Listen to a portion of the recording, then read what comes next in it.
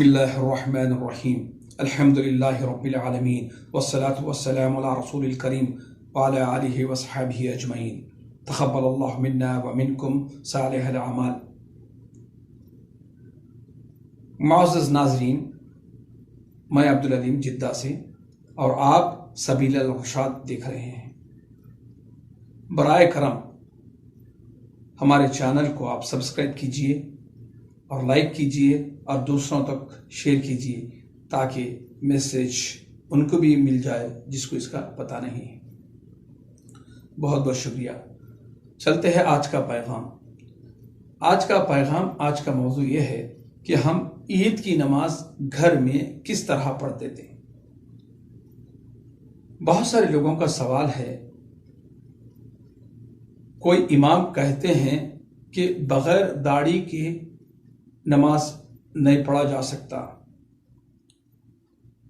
اور کوئی کہتے ہیں بغیر خطبے کے نماز نہیں پڑھا جا سکتا، اور کوئی کہتے ہیں کہ عید کی نماز پڑھنے کے لیے جمع ہونا ضروری ہے۔ تو اس کا آج ہم خلاصہ کرتے ہیں اور دیکھتے ہیں کہ اس کے لیے علماء اکرام کیا کہتے ہیں۔ علماء اکرام نے فرماتے ہیں، عید کی نماز یا کوئی بھی نماز کی امامت کے لیے داڑھی مبارکہ کی ضرورت نہیں ہے۔ داڑھی رکھنا بہت اہم سنت ہے، مگر اس سے نہ تو کوئی نماز سے مشروط اور مربوط نہیں کیا جاتا تاکہ اس کے بغیر نماز نہ ہو، یہ طریقہ صحیح نہیں ہے۔ داڑھی رکھنا افضل سنت ہے، رسول اللہ صلی اللہ علیہ وسلم کی افضل ترین سنت داڑھی رکھنا ہے، مگر داڑھی نماز سے مشروط اور مربوط نہیں کیا جا سکتا۔ نماز بغیر داڑھی کے بھی ہو جاتی ہے اور بغیر داڑھی کے نماز پڑھا بھی سکتے ہیں۔ لہذا اور لاک ڈاؤن کے چلتے آپ نماز کو باہر کھلے آسمان میں نہیں پڑھا سکتے، چونکہ لاک ڈاؤن کے چلتے نماز باہر نہیں پڑھا سکتے، مگر عید الفطر اور عید الاضحیٰ کی نماز باہر کھلے آسمان میں ہی پڑھنا ہی بہترین سے بہترین طریقہ ہے، چونکہ اللہ کے رسول صلی اللہ علیہ وسلم کے زمانے میں نماز مساجد میں نہیں، کھلے آسمان کے نیچے ریگستان میں کھلے جگہ پہ نماز ادا کیا جاتا تھا، اور وہی بہتر طریقہ ہے عیدگاہ میں نماز پڑھا کرے۔ اور اللہ کے رسول صلی اللہ علیہ وسلم عورتوں کو بھی ترغیب دینے کے لیے حکم دے رہے تھے، اگر عورت ناپاکی کے حالات میں بھی وہ عیدگاہ میں پہنچے اور دعا میں شامل ہو، یہ اللہ کے رسول صلی اللہ علیہ وسلم فرماتے تھے۔ تو جب اس نماز کو ہم لاک ڈاؤن کے چلتے گھر میں عطا کرنا ہے تو کس طریقے سے یہ ادا ہوگی، کس طریقے سے اس کو انجام دیا جا سکتا ہے۔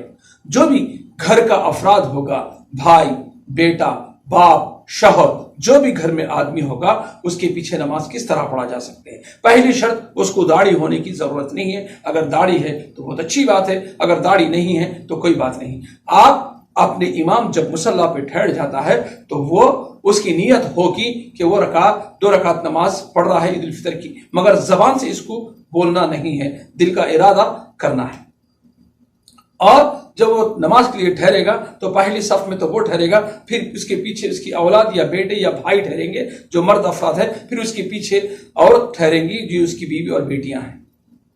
پھر وہ کہے گا کہ تکبیر اولا، اللہ اکبر کہہ کے ہاتھ باندھے گا، پھر اس کے بعد دعائے استغفار پڑھے گا، سبحانک اللہم وبحمدک وتبارک اسمک وتعالی جدک ولا الہ غیرک۔ پھر اس کے بعد پھر ہاتھ اٹھائے گا، پھر اللہ اکبر بول کے اس طرح 6 مرتبہ تکبیر کرے گا قرات سے پہلے۔ پھر اس کے بعد سورۃ الفاتحہ الحمدللہ کا سورہ پڑھے گا، پھر اس کے بعد سورۃ الاعلیٰ پڑھے گا، چونکہ علماء اکرام صحابہ کرام سے ثابت ہے سورۃ اعلیٰ ہی پڑھنا ہے، مگر اگر اس کو یہ یاد نہیں کوئی دوسرا سورہ پڑھ سکتا ہے۔ پھر قرات سے پہلے جب اس کی 6 تکبیر ہو جائیں گے، جملہ 7 تکبیر کے ساتھ پہلی رکعت کو عطا کرے گا، پھر رکوع میں جائے گا، پھر اپنے سجدہ مکمل کر کے پھر واپس دوسرے رکعت کے لیے قیام میں ٹھہرے۔ جب وہ دوسری رکعت میں ٹھہرتا ہے، وہ دوسری رکعت میں 5 تکبیر کرے گا، اللہ اکبر اللہ اکبر اللہ اکبر اللہ اکبر اللہ اکبر، پھر وہ سورۃ الفاتحہ پڑھے گا۔ سورت الفاتحہ کے بعد سورت الغاشیہ پڑھنا افضل طریقہ ہے. اگر وہ سورت الغاشیہ اس کو یاد نہیں تو کوئی دوسرا سورہ بھی وہ قرات کر سکتا ہے. اس کے بعد معمول طریقے سے وہ اپنے رکوع میں جائے گا، پھر اپنا پورا دوسری رکعت پوری مکمل کرے گا. اس طرح عید کی نماز گھر میں ادا کرنے کا طریقہ ہے. صاحب اکرام اور علماء اکرام سے یہی ثابت ہے. چونکہ جب کسی کی بھی نماز چھوٹ جاتی تھی یا رک جاتی تھی یا نہیں پڑھ سکتے تھے یا دیر سے پہنچتے تھے تو اس طریقے سے نماز پڑھنے کا حکم دیا گیا ہے، اور اسی طریقے سے نماز پڑھنے کا طریقہ بھی ہے. تقبل اللہ منا ومنکم صالح الاعمال. اللہ تعالی ہمارے تمام نمازیں اور اعمال کو قبول فرمائے اور اس کے بارگاہ میں ہمارے گناہوں کو معاف فرمائے. اللہ سبحانہ تعالیٰ اس لاک ڈاؤن کے چلتے جو بند میں ہے، اللہ تعالیٰ اس لاک ڈاؤن جو بیماری کی وجہ سے لاک ڈاؤن چل رہا ہے، اللہ تعالیٰ اس بیماری کو اس دنیا سے اٹھا لے، واپس ہمارے حرمین کو کھول دے اور مساجد کو واپس عام کر دے یا رب العالمین. اللہم لک الحمد وآخر دعوانا والسلام علیکم ورحمۃ اللہ وبرکاتہ.